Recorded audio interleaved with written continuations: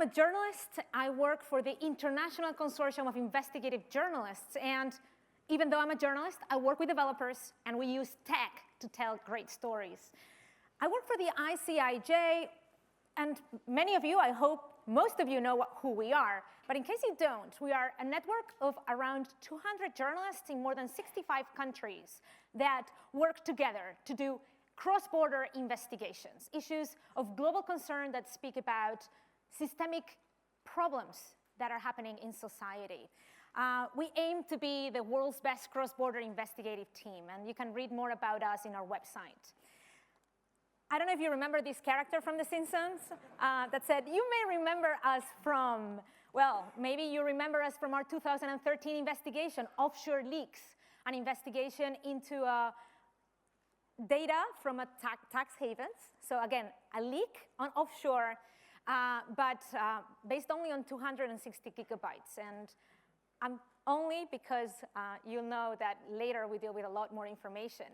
We later, in January 2014, did a spin-off of that investigation, China Leaks, looking at more than 37,000 names connected to China, Taiwan, and Hong Kong. Afterwards, that same year, in November 2014, we received a different leak on secretive tax agreements between big corporations and the government of Luxembourg to cut on taxes. And afterwards, around a year ago, we worked on this investigation called Swiss Leaks, which is based on a leak, stolen data from HSBC in Switzerland, and the information of more than 100,000 clients, around $100 billion, and of Swiss bank accounts, basically. All those were leak-based investigations. We've also done investigations based on public data, but I'm here to talk about how we work with leaks and with graphs, and probably what you've heard most about is the Panama Papers, which I'm going to talk a little bit about today. But before I speak about this investigation, I wanted you to watch this video.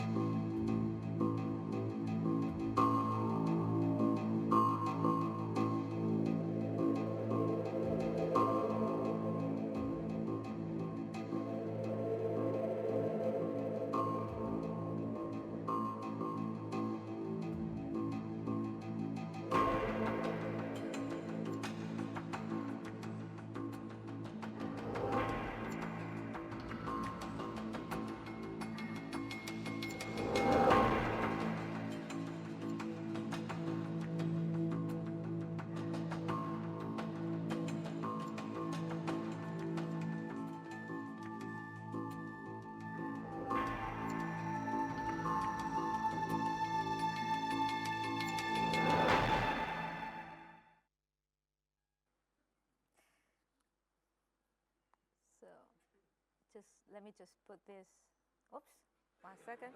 Oh, this is not going on full screen. Okay, sorry about that. I don't know how to put this in full screen now. It's okay.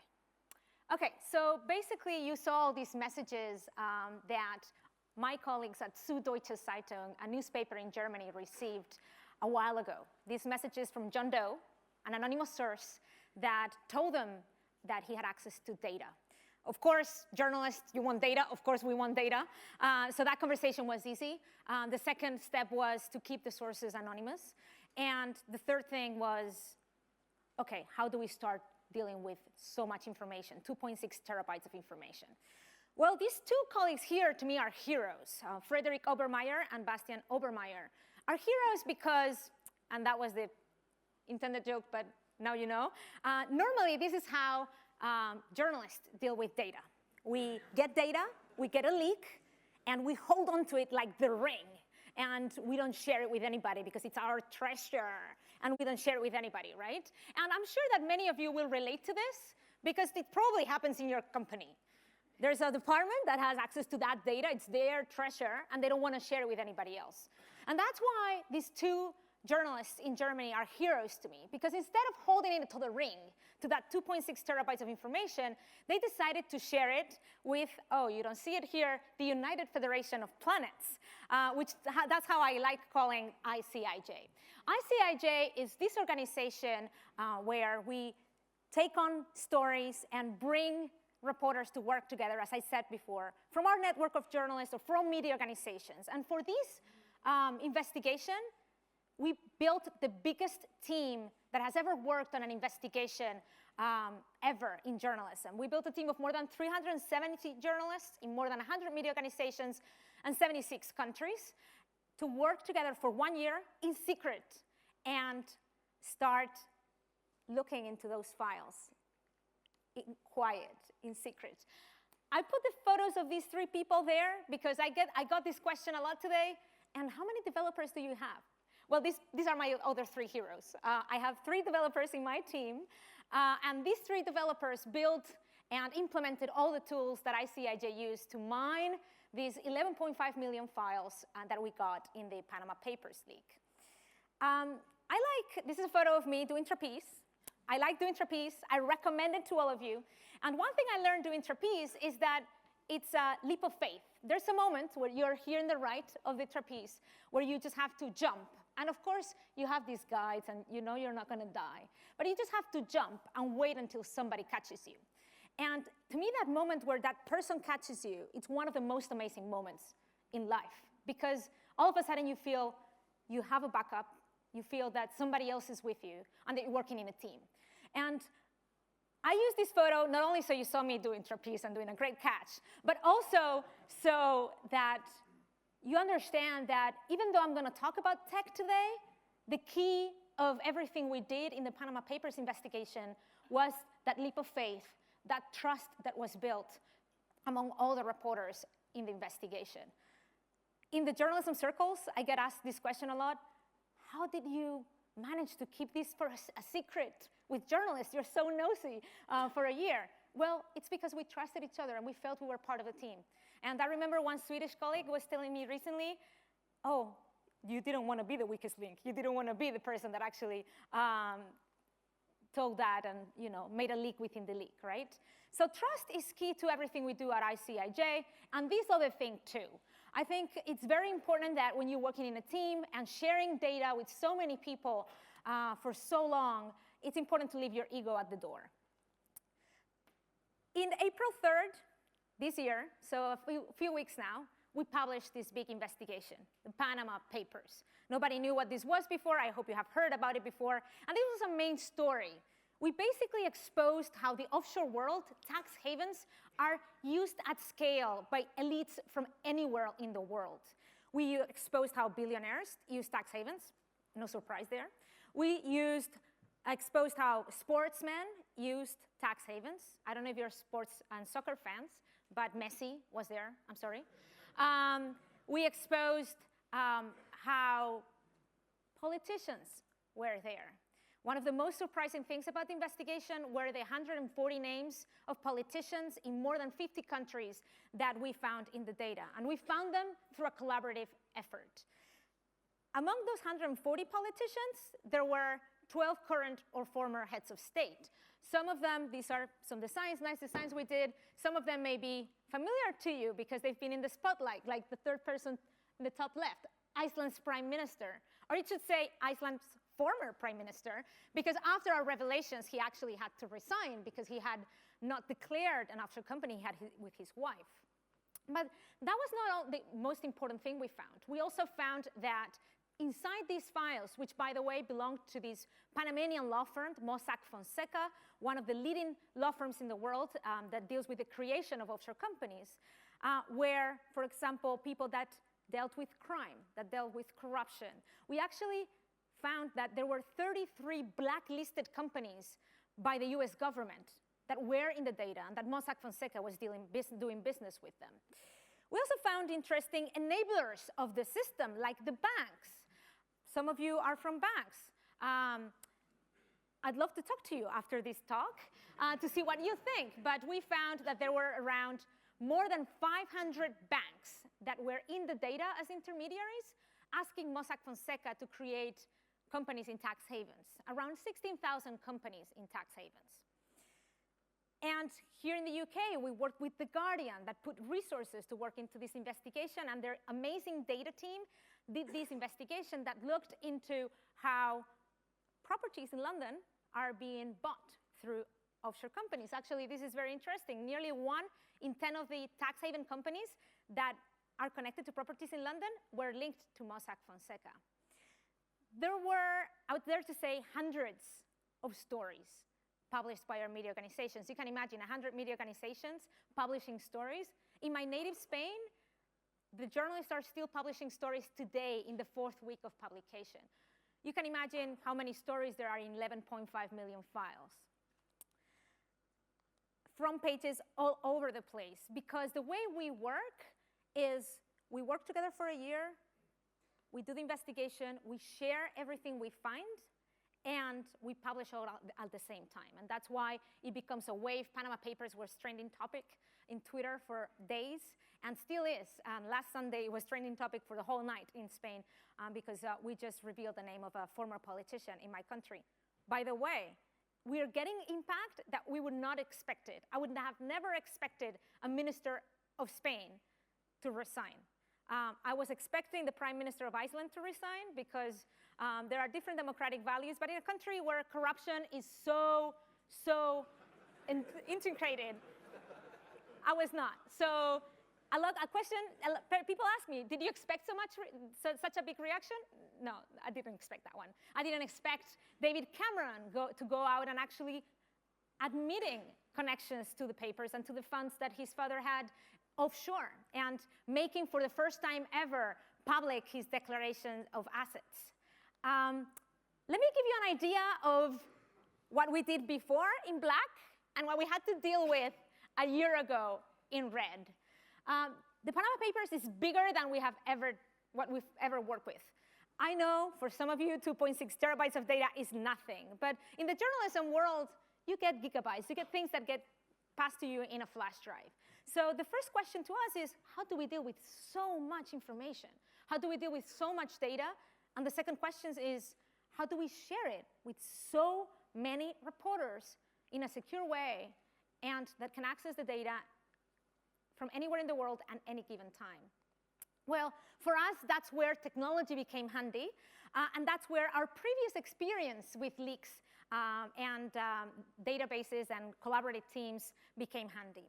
The first thing we did was to look for open source tools that allowed us to solve our problems.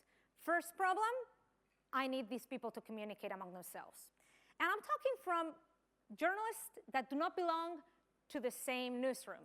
They don't know each other. I'm talking about different media cultures, about different company cultures, different cultures itself from different countries with different languages. How do I get all these people to talk and share?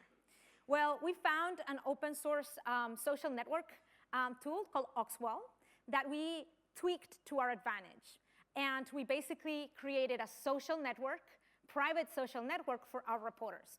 And when I say tweak to our advantage, is that we made adjustments, because, for example, this social network was designed for flirting. So in the form for users, it asks, what are you looking for, male or female? So of course, we didn't want to enable that. We want social networking to a point in our investigations. And this is how it looks like. We've implemented it and improved it since then, but it's pretty similar to what you're seeing here. We call it the global iHub, and it basically has a feed, a news feed here, where it's like Facebook. I know it's not as well designed as Facebook, but what can we do? Basically, it has a news feed. You just see the latest things in the network. You can actually have forum posts, like in any forum. You can actually share links. You share files. And you also have a private messaging feature where reporters can speak live. For us, it's very important to actually have some security measures. The ones we can afford, the ones we can have within the means we have, and the security threats that we have. In this investigation, we determined that governments were not a threat. That actually allowed us to be less paranoid. about security, but it was important to enable things like two-step authentication, for example, so that our reporters had to authenticate through 2 devices every time they logged in. Of course, everything is served over HTTPS, and there are some other security features implemented. So once I have the reporters communicating, and that is very important, because if not, The Guardian would find something, Le Monde would find something, the Spanish paper would find something, and nobody would understand, and nobody would know. I need them to start looking at the files. So what was inside the 2.6 terabytes? Well, that was a breakdown of the number of files. Again, 11.5 million files. As you can see, the majority of them were emails. We also had PDFs and images that actually we had to process. And it was a long time. Imagine images of scanned records, of incorporation records in the British Virgin Islands, in Samoa, in Panama, all that passed through the scanner and put in PDF. So we actually had to spend a lot of time at the beginning processing the documents. And how did we do that? Well, we took our stuff to the cloud and tried to harness as much cloud power as possible, building an army of servers, between 30 to 40 servers at a time, to do parallel processing of all these documents that had not been OCR, that didn't have optical character recognition. And again, we turned to open source technology. We turned to Apache Tika. We turned to Tesseract to actually do the OCRing. And we did our small program ourselves, which we called Extract, which is actually in our GitHub account, that allowed us to do this parallel processing and get a file, try to see if we could recognize the content. If we didn't, do OCR, and then send to our document searching platform, which was Apache Solr. Based on Apache Solr, we did the index, and we used the front end of Blacklight, Project Blacklight, another open source tool that was originally used for libraries. And for example, the Columbia University library, where I studied, used this tool. But we tried to tweak it and tried to make it available for reporters, which basically our reporters just want to search. They just want a mini Google, private mini Google, where they could do searches. And they could put a search in the search box and get results, look at the document, download it if they want. And do some faceting based on year, based on path, based on several things, file type, for example. What I like about these tools especially, and the next tools I'm going to talk about connected to graphs, is that it allows me to cater to my 2 different types of users, or at least the 2 users in the 2 ranges of the spectrum. On one side, I have the journalists that are very good investigative journalists that have done this forever. Some of them are about to retire. They talk to everyone. Everyone tells them secrets. Even stones would tell them secrets if they could. But they're not very tech savvy. Email, for some of them, is a big achievement, you know? On the other side of the spectrum, here, I have developers, I have very tech-savvy journalists, I have people that have worked with the Snowden files, and they know how to query data. So what I like about this tool, about Blacklight and Solr, is that it not only allows journalists to search any word and search with quotes and do the typical Boolean searches, it also allows to do more advanced features. So for example, advanced for my world. Advanced like doing proximity search, right? So in here, we're searching for Joaquin Loera within 2 steps. So you also get results like Joaquin Guzman Loera. And it allows you to search with regular expressions. It allows you to do searches on the API if you have that enabled, so you could do more complex searches. It's open source, so we were able to tweak it too. So for example, one thing reporters requested a lot was, Mar, I don't want to do searches like 1, 2nd politician, 3rd politician. It's tiring. Can I have a list of names? And can I just give it to you? And you tell me if there are matches, if there are any documents. Well, we actually built that feature to do batch searching. So our reporters just had to give us a CSV with a list of names. So let's say the politicians in their country. They would just upload it themselves. I don't want to do it myself, right? So they uploaded it themselves, and within seconds, they got a CSV back with the results and the possible documents that had interesting information for them. So that's also why we turn into open source. It's because we're able to improve it and adapt it to our needs. Because again, remember this was built for libraries originally.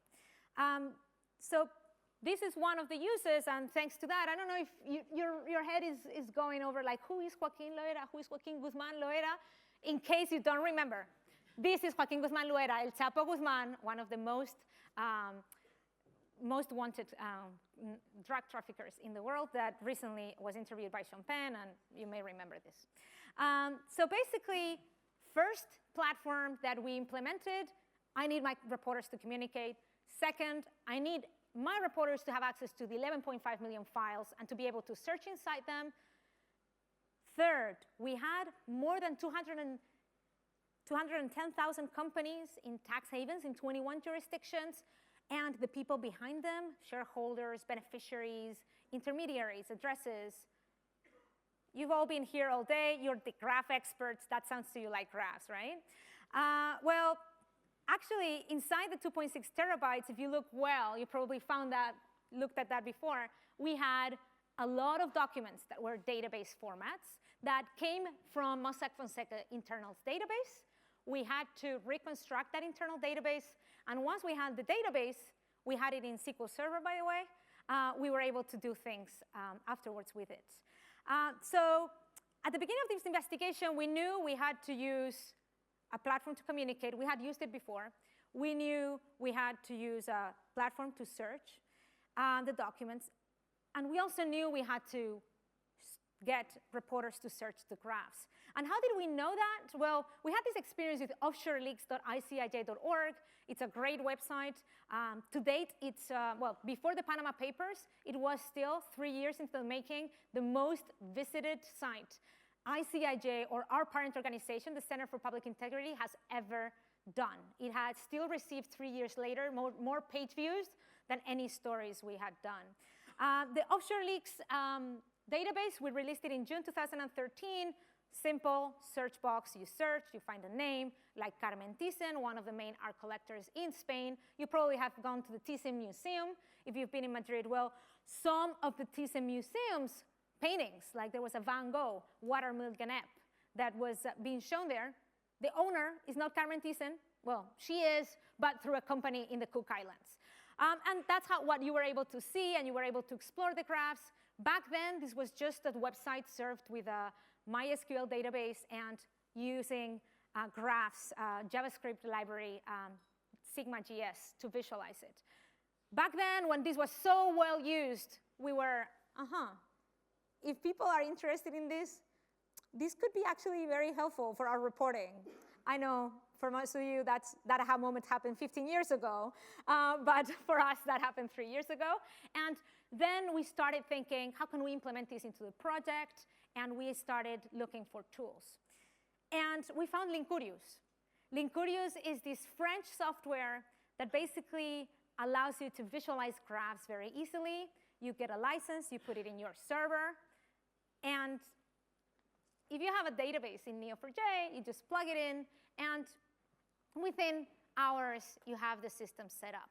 It also has, this private system, and where reporters can log in or log out. So it basically had everything we needed. And that's when we started working with Linkurious and Neo4j. We started working with them in the Swiss Leaks investigation, so in 2014. But it's not until now that I think we've grasped at least the full potential of what graph databases can bring into our reporting. As I was telling you, our databases in Offshore Leaks, or in the case of the Panama Papers, were in SQL. But thanks to another open source tool, in this case Talent, an extract, transform, and load tool, we were able to easily transform our database into a Neo4j, plug it in Linkurious, get reporters to search. So this is one of the graphs. What basically Linkurious allows you to do is in the top left, you'll be able to see you can make searches like they do in Google. You can get to search. You can get to see a dot. And my reporters can expand dots. Because remember, the reporters at this side of the spectrum just were not very tech savvy. The good thing about Linkurious is that the reporters and the developers at the other side of the spectrum can also make Cypher queries if they want to start looking more in depth at the data. So I really like the fact that we could cater to both sides of the spectrum, get it to search, get reporters to even share the visualizations among them, and keep collaborating, not just with words, not just through documents, but also with graphs.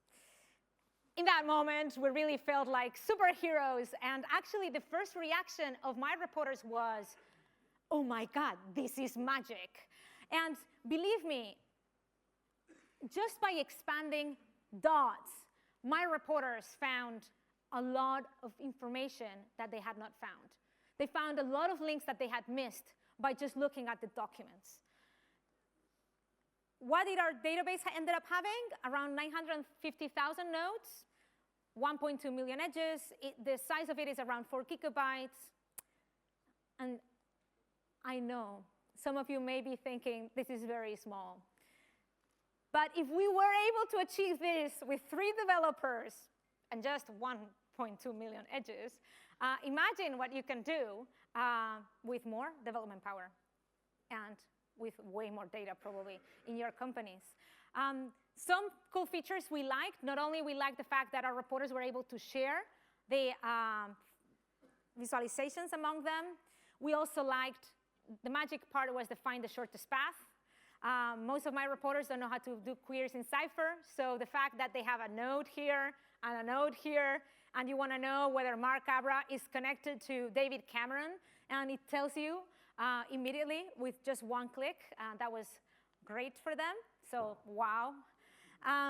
We also like the fact that it had fuzzy searching. So I remember a Finnish reporter telling me, not only, Mar, this is magic, but also, oh my God, I found so many other Finnish people, Finnish clients of Mossack Fonseca that I had not found thanks to this fuzzy matching technique. Because in many of our languages, names sound similar, right, or are similar. And then it also had a public-facing feature. Basically, it allowed us to, even though the whole data was private, you can actually select a visualization and publish it to the web and embed it like you'd embed any YouTube video, so through an iframe, embed it in your story. And you'll be able to see those widgets are the widgets we're using in the visualization that I showed before with the politicians. And Linkurious also has an API that we're currently working with so that we could build the new Offshore Leaks database. I like the fact that we were able to implement technology in the reporting in a way that I would dare to say has never been done before. We did work with the largest leak. We worked with the largest team. But to me, one of the main reasons why we do the type of work is not only, I'd say, not only to bring down prime ministers, but also to expose crime and corruption. If crime and corruption and drug trafficking and weapon trafficking are global, reporters need to work globally. If the world is global, your companies need to work in a global way, and I'm sure you're doing it. So this was one of the recent impacts that some people were arrested in connection to a Mexican cartel and are being investigated right now thanks to this investigation. I want you to make note of that date and time. May 9th, 7 p.m. London time. In that moment, which by the way has just been announced a few minutes before I came on stage, in that moment, we will be releasing in offshoreleaks.icij.org the data of the Panama Papers. Those structured data that we had in our private Neo4j and Linkurious, it's going to be made available to the public. So you'll be able to search and explore. Thank you.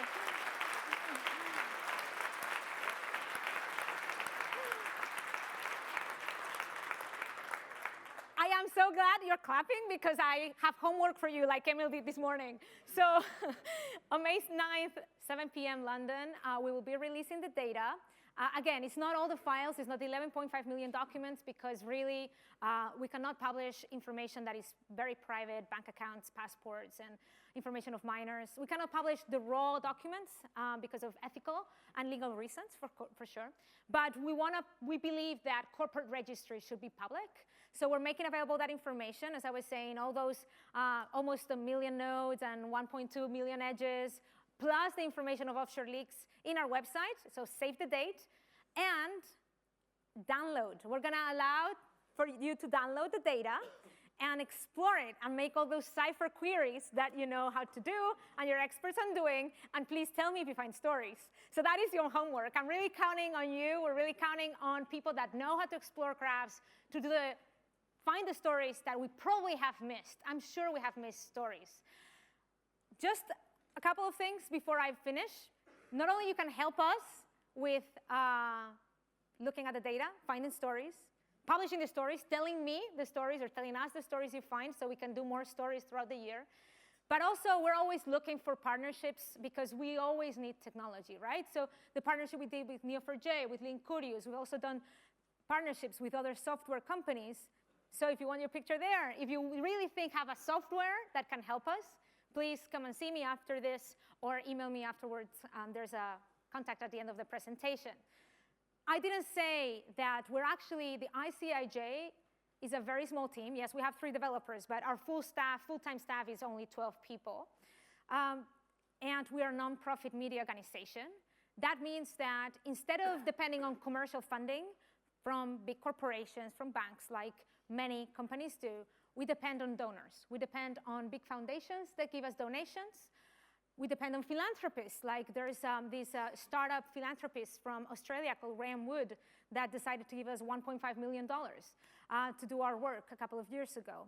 So I need to finish by actually telling you that if you really like our work, if you really think we're doing a good job, I would encourage you to think of donating. Because thanks to the donations of people like you, we get to do the work we do. I think this is the end, although maybe it's not.